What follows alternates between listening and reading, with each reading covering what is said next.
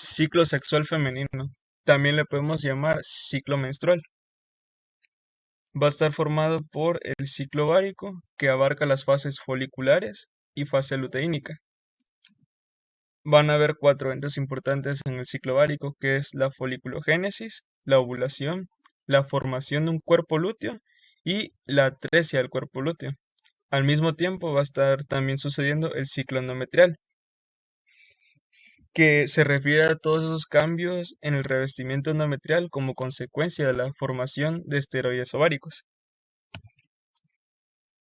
Antes de abordar el ciclo sexual femenino, es bueno conocer el eje hipotálamo-hipófisis gonadal, pues vuelves a verlo también en ginecología y si te vuelve a dar la doctora Almeidalia, ella da por cuenta propia en el primer día de clases ese tema, el eje hipotálamo-hipófisis gonadal. Entonces, en el hipotálamo va a producirse la hormona liberadora de gonadotropina en los núcleos preópticos y arcuato. Esta hormona liberadora de gonadotropina se va a almacenar en la eminencia media y más tarde, a través del sistema venoso portal, va a migrar al lóbulo anterior de la hipófisis, en donde hay receptores por hormona liberadora de gonadotropina.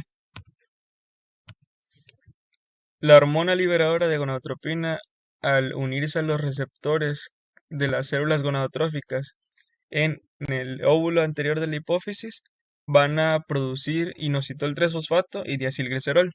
El inositol 3-fosfato va a producir la liberación de vesículas que contienen las hormonas gonadotrópicas, hormona luteinizante y hormona folículo estimulante. Y el diacilglicerol va a estimular la proteína sinasa C para también estimular la transcripción génica y aumentar la producción de hormona luteinizante y folículo estimulante. Después, estas hormonas gonadotrópicas van a unirse a receptores específicos en el ovario a ciertas poblaciones de células.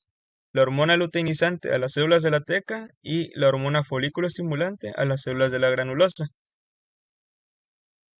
Y al unirse a sus receptores en esos grupos de células, van a generar los esteroides ováricos, que se refieren principalmente a el estradiol y la progesterona. Ahora ya podemos hablar del ciclo sexual como tal. Primero tenemos la fase folicular o proliferativa, que pasan más o menos al mismo tiempo y tienen la misma duración, que es de 12 a 14 días. Ok, la hormona luteinizante y folículo estimulante van a estimular un grupo de folículos ováricos que van a comenzar a producir estradiol. El estradiol lo que va a hacer es aumentar el volumen, el tamaño o hacer que simplemente crezca el endometrio. Por eso a esta fase del ciclo endometrial le vamos a llamar fase proliferativa. Al mismo tiempo, en esta fase proliferativa de estos folículos ováricos va a haber uno que se va a convertir en dominante y va a ser la principal fuente de estradiol. Ahora pasamos a la ovulación.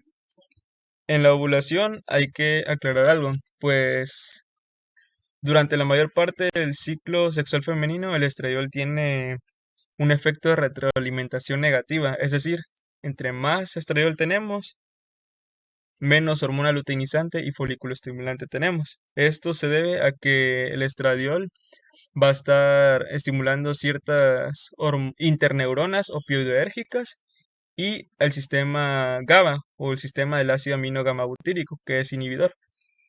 Pero hacia el día 12 o 13 va a pasar a ser una retroalimentación positiva.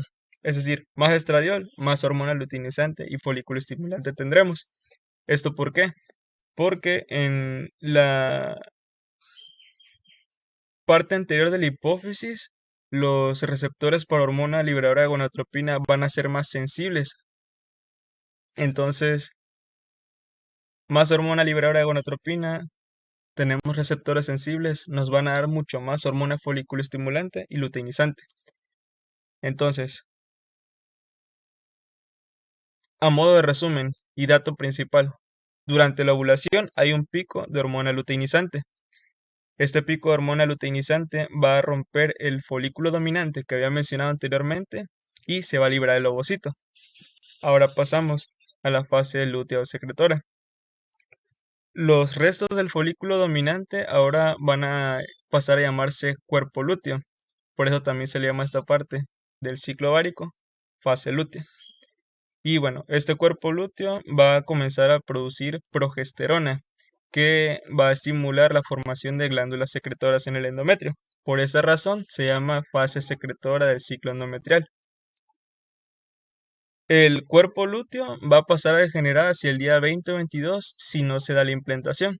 Pero si hay un embarazo, va a ser la hormona gonadotrofina coriónica humana que va a mantener el cuerpo lúteo. Y ahora pasamos a la menstruación. Si no hubo embarazo, va a degenerar el cuerpo lúteo, disminuyen las concentraciones de progesterona y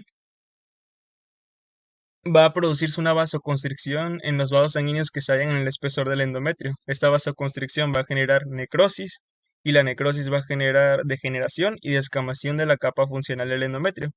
Esa capa funcional del endometrio no es otra cosa que la capa más superficial del endometrio, en otras palabras. Y pues eso sería la menstruación, esa sangre, ese endometrio y esos fluidos que provienen del útero. Ahora, ya a modo de resumen y hablando propiamente del ciclo endometrial, ya para que te quede claro, tenemos fase proliferativa, hormona luteinizante y folículo estimulante, estimulan un grupo de folículos en el ovario, se puede producir entonces estradiol. El estradiol antes estaba generando retroalimentación negativa, ahora genera retroalimentación positiva, generando un pico de hormona luteinizante. Este pico de hormona luteinizante va a hacer que se rompa un folículo dominante que va a liberar el ovocito y ahora ese folículo dominante, más bien sus restos pasan a llamarse cuerpo lúteo, que va a comenzar a producir la progesterona. Esta progesterona va a generar la producción de glándulas secretoras, por eso se llama fase secretora del ciclo endometrial. Y hacia el día 20 o 22, si no se produce embarazo, el cuerpo lúteo degenera.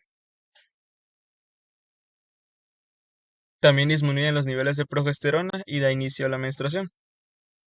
Y pues sería todo más o menos. Y ahí si tienes dudas puedes decirme algo.